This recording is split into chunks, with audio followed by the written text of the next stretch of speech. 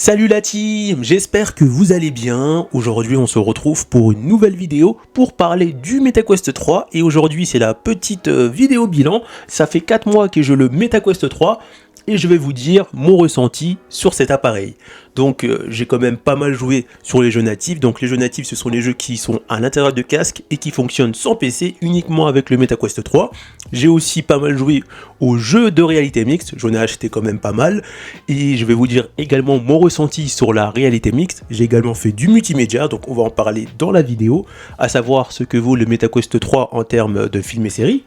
Et bien sûr, j'ai fait du PC VR parce que j'ai un PC gamer et j'ai beaucoup de jeux VR sur PC. Et j'ai à la fois fait du PC VR sans fil et avec fil et je vais vous dire mon ressenti avec le MetaQuest 3. Alors n'hésitez pas à vous abonner à la chaîne, à mitrailler le bouton de pouce bleu et surtout vous abonner et activer la petite cloche de notification pour ne pas rater mes prochaines vidéos parce que tout ça, ça participe à développer ma chaîne. On commence par parler des jeux natifs, c'est-à-dire les jeux qui fonctionnent sans PC, sans rien, uniquement avec la puissance du MetaQuest 3. Ce que vous devez savoir, c'est que lorsque le Quest 3 est sorti, au début on avait très peu de jeux qui étaient optimisés MetaQuest 3, mais on avait quand même des jeux assez bien comme Red Matter 2 qui était optimisé pour le MetaQuest 3. Donc j'ai ce jeu à la fois sur le Quest 3 et sur mon PC. Et lorsque je comparais un peu les deux, c'était assez bluffant. La version MetaQuest 3 se rapproche très grandement de la version PC. Et ça c'est quand même incroyable parce que ça c'est en natif et c'est sans PC. Quand je dis que ça se rapproche, c'est en termes de graphisme, etc.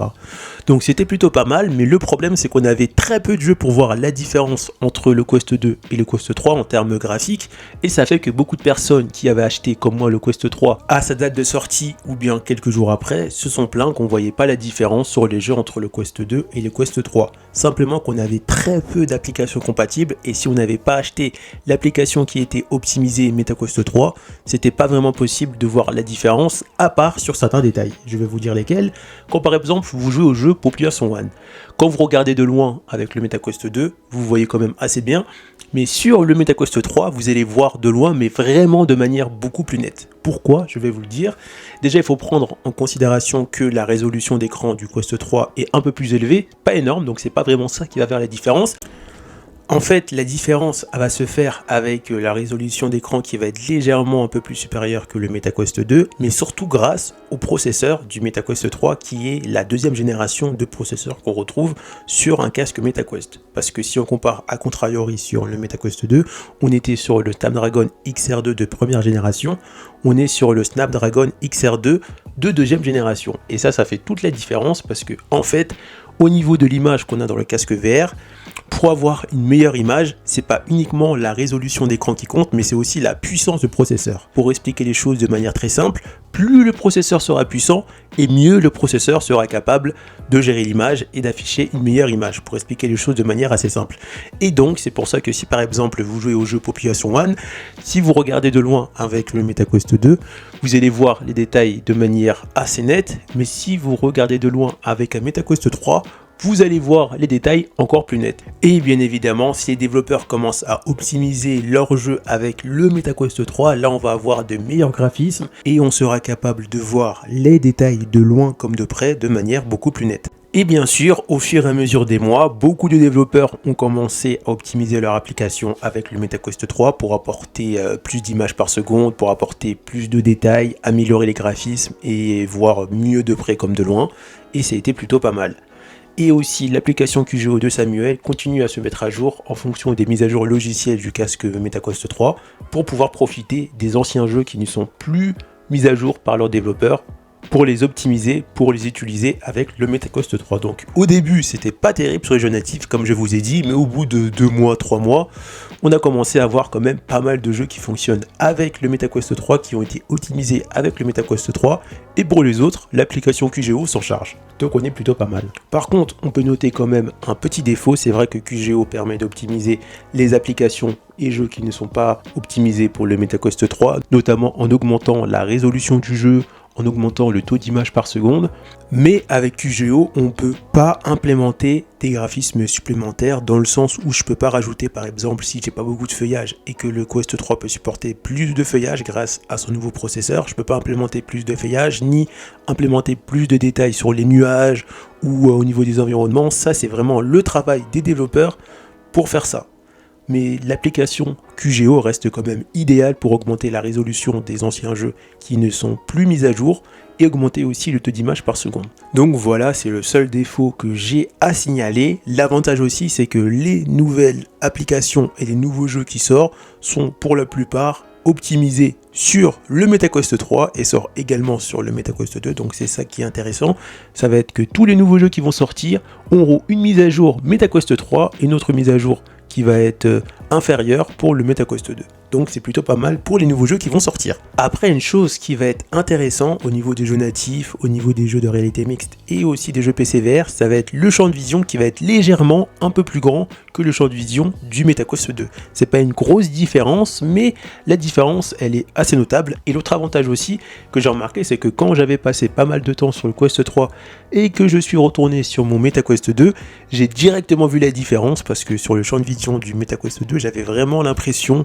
d'être vraiment très restreint sur le champ de vision. Pourtant il n'est pas énormément plus large le champ de vision du MetaQuest 3, mais vu que je me suis habitué à ce champ de vision là, j'avais du mal à repartir sur le MetaQuest 2. Maintenant on va parler de la réalité mixte, car c'est un sujet que Meta a souvent évoqué, un sujet suffisamment important pour investir dans le MetaQuest 3, car ça permet de profiter de la réalité mixte avec plus de détails, notamment des caméras de couleur, avec un capteur de profondeur et un processeur beaucoup plus puissant, avec une résolution d'écran supérieure pour avoir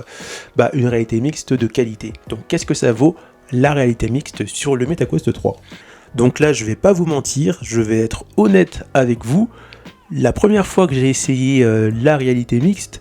j'ai été sacrément déçu. Par contre, c'est pas à cause des expériences de réalité mixte ou des jeux, mais à cause des caméras de couleur.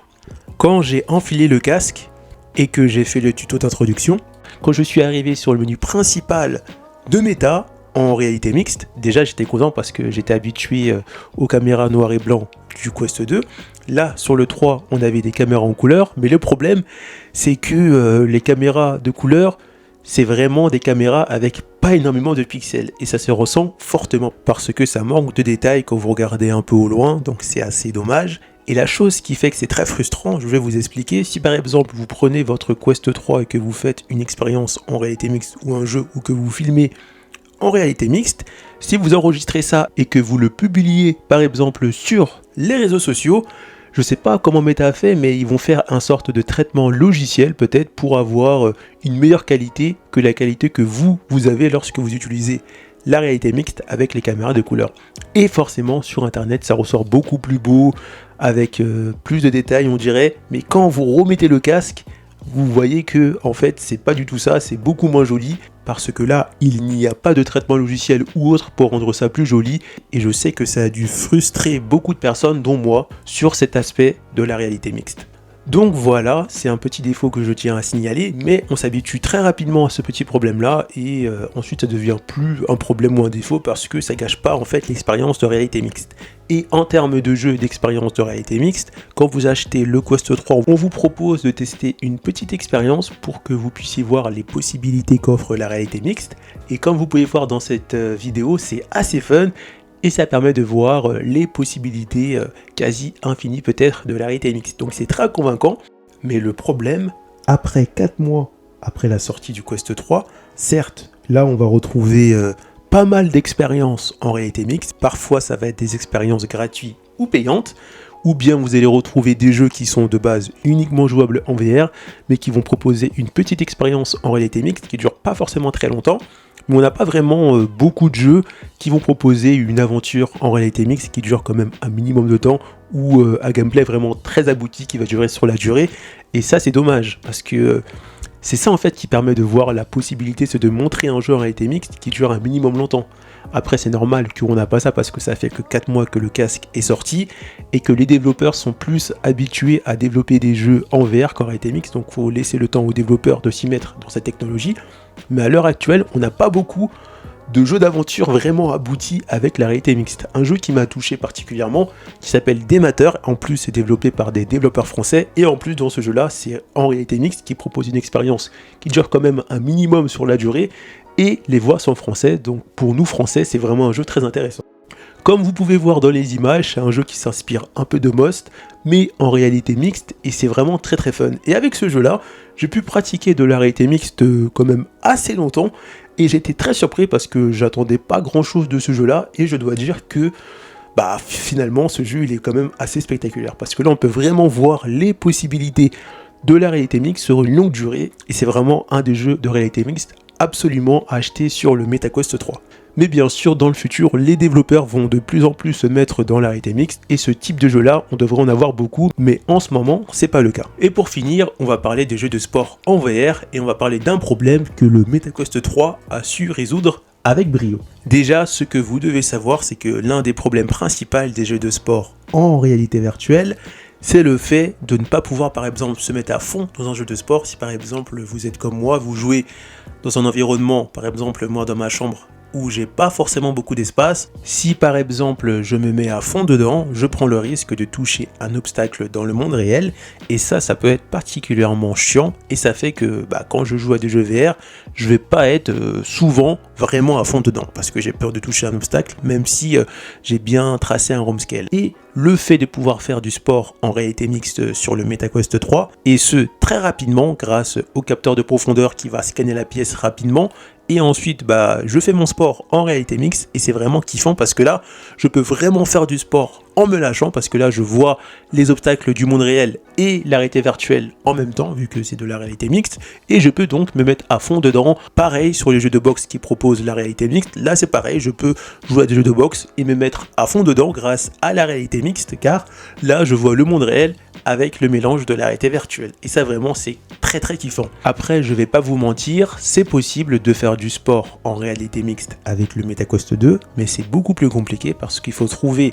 des jeux de sport compatibles en réalité mixte, mais ça y en a. Ensuite là on n'a pas de capteur de profondeur, donc pour pouvoir scanner la pièce c'est pas possible, il faut tracer vous-même les murs de votre pièce, c'est beaucoup plus compliqué, et c'est pas aussi précis qu'un capteur de profondeur qui va venir scanner la pièce, donc c'est particulièrement chiant à faire de tracer vous-même les murs. Et voilà, donc sur MetaQuest 2 ça peut fonctionner, mais c'est plus compliqué, alors que sur Quest 3 c'est ultra rapide grâce au capteur de profondeur qui scanne directement toute la pièce, plafond, mur, sol, et vous pouvez commencer. Côté multimédia, le MetaQuest 3 s'en sort très bien mieux que le MetaQuest 2, et heureusement d'ailleurs vu son prix, car déjà on retrouve de nouveaux haut-parleurs beaucoup plus puissants que les haut-parleurs du MetaQuest 2, avec quand même un léger défaut: si vous mettez vraiment les haut-parleurs très forts, le son a tendance à grésiller, et ça peut être gênant lors de l'écoute d'un film, d'une série, ou bien d'un animé ou d'un dessin animé. Donc ça, c'est un petit défaut. En plus, il faut prendre en compte que la résolution d'écran est légèrement supérieure au MetaQuest 2, donc ça fait que on va pouvoir profiter de ces films et séries, etc. avec une meilleure qualité. Et pour terminer, on a un champ de vision qui va être légèrement plus grand, certes c'est pas énorme, mais ça permet d'avoir plus de confort lorsque vous regardez vos films et séries de manière confortable, donc c'est très intéressant. Côté multitâche, le MetaQuest 3 s'en sort plutôt bien, mieux que le Quest 2 grâce à son Snapdragon XR2 de deuxième génération. On peut faire du multitâche en ouvrant différents angles en réalité mixte ou bien en réalité virtuelle, et grâce à la mise à jour V62, ça va encore plus loin, on peut lancer un jeu, et quand on ouvre la page du jeu, on peut avoir encore du multitâche pendant que le jeu est lancé, grâce à la puissance, je pense, du nouveau processeur du MetaQuest 3. Donc c'est vraiment pas mal, et ça arrive avec la mise à jour V62, et c'est vraiment quelque chose d'intéressant. Si par exemple vous êtes bloqué sur un jeu, vous pouvez très bien mettre la base du jeu et aller sur internet, trouver la réponse à votre problème qui fait que vous êtes bloqué dans le jeu, à nouveau jouer au jeu, et si jamais quand vous avancez dans le jeu vous avez un problème, vous remettez juste la page du jeu, et juste à côté vous allez avoir la page internet avec les solutions sur votre jeu. Donc c'est vraiment très utile pour ça à la fois et pour d'autres choses. Alors côté tracking, donc le tracking des mains sur le MetaQuest 3, ça fonctionne plutôt bien, et je pense que le processeur va aider pour faire en sorte que le tracking du MetaQuest 3 fonctionne mieux que sur MetaQuest 2, et récemment avec la mise à jour V62, ça a encore amélioré le tracking déjà pour le MetaQuest 3, et je pense aussi pour le MetaQuest 2, mais ça je suis pas sûr, parce que avant, quand vous déposez vos manettes et que vous voulez utiliser vos mains dans la réalité virtuelle pour aller sur les menus, etc., c'était pas instantané, et là c'est vraiment instantané. Comme vous pouvez voir sur les vidéos, ça se fait de manière très rapide, et ça annonce du lourd pour le futur du hand tracking dans la réalité virtuelle et aussi dans la réalité mixte. Et pour finir, on va parler du PC VR. Ça vaut quoi un MetaQuest 3 dans le PC VR? Déjà, ce que vous devez savoir, c'est que ça va pas être une révolution sur le PC VR, ça je tiens à le signaler, mais une amélioration comparée au MetaQuest 2 sur le PC VR.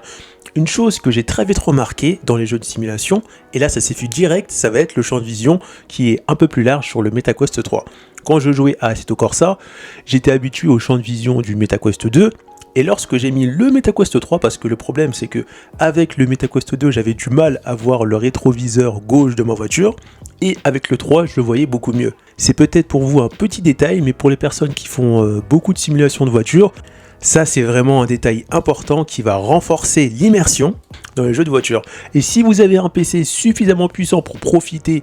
pleinement du MetaQuest 3, en jeu de simulation ou bien en jeu d'aventure, vous pouvez avoir une excellente qualité d'image. Et ça vraiment, pour le PC VR, c'est l'idéal. C'est vraiment quelque chose qui améliore encore le PC VR, même si c'est vrai que pour l'instant Meta n'a pas pris soin de bien optimiser son logiciel pour profiter pleinement du MetaQuest 3 dans les jeux PC VR, et c'est assez dommage, même si récemment Meta a mis le 120 Hz en PC VR, ça reste assez notable, mais j'aimerais avoir plus d'optimisation. Et même si Meta ne fait pas ça, on a Virtual Desktop qui permet de profiter pleinement du MetaQuest 3. Et avec Virtual Desktop, si vous avez acheté un routeur comme moi, vous pouvez avoir une qualité vraiment magnifique en sans fil. Mais pour ça, il faut avoir des batteries externes comme moi pour pouvoir jouer longtemps en PC VR. Et croyez-moi, faire du PC VR sans fil, c'est magnifique, vraiment, c'est magnifique. En termes de jeux d'aventure, par exemple, si on joue à Half-Life Alyx, la qualité, elle est vraiment pas mal sur Quest 3. Mais encore une fois, il faut avoir le PC pour profiter du MetaQuest 3 parce que la résolution d'écran est un peu plus élevée que le MetaQuest 2. Donc forcément, ça va demander plus de puissance au PC et il faut avoir les composants qui suivent. Donc pour résumer, le PC VR est amélioré sur le MetaQuest 3, que ce soit avec Virtual Desktop en sans fil ou bien en link avec câble ou bien en Airlink sans câble, et il faut avoir le PC qui suit derrière. Alors maintenant on se retrouve pour le compte rendu, mon bilan après 4 mois passés avec le MetaQuest 3. Côté jeu natif, je suis quand même assez conquis parce que de plus en plus de jeux proposent la version MetaQuest 3, la mise à jour MetaQuest 3 avec plus de détails et plus d'FPS, donc ça fait que les jeux sont beaucoup plus jolis. J'ai QGO pour améliorer la résolution du jeu et augmenter le taux d'image par seconde sur les anciens jeux qui ne proposent pas de mise à jour MetaQuest 3, donc ça reste pas mal. En termes de jeux de réalité mixte, là ça vaut pas clairement le coup si vous souhaitez aller sur le Quest 3 pour la réalité mixte, à part si vous faites beaucoup de jeux de sport. Si vous êtes une personne qui joue beaucoup aux jeux de sport, la réalité mixte sur le MetaQuest 3 va vous être très utile et vous allez vite rentabiliser le casque, donc ça c'est plutôt un point positif à ce niveau-là. Mais si vous souhaitez acheter le MetaQuest 3 pour des jeux d'aventure en réalité mixte, etc., ça vaut pas forcément le coup parce qu'on a beaucoup d'expériences en réalité mixte de courte durée qui durent pas très longtemps, mais on n'a pas vraiment beaucoup de jeux vraiment aboutis qui proposent vraiment un vrai mode aventure uniquement en réalité mixte avec un minimum de durée. Donc ça vaut pas vraiment le coup d'acheter le MetaQuest 3 pour les jeux de réalité mixte, à part si c'est pour le sport et si vous faites beaucoup de sport. Niveau multimédia, le Quest 3 rien à dire, il est vraiment top. Donc l'acheter pour ça, c'est pas forcément idéal parce que pour moi on peut avoir le Quest 2. Et pour terminer, en termes de jeux PC VR, c'est une amélioration, on a une amélioration en termes de qualité avec le champ de vision et la résolution d'écran qui est plus grand et ça améliore l'expérience PC VR. Si vous avez des questions, vous pouvez les poser en commentaire. On arrive à la fin de cette vidéo, alors n'hésitez pas à vous abonner à la chaîne, à mettre un gros pouce bleu et on se retrouve pour une prochaine vidéo.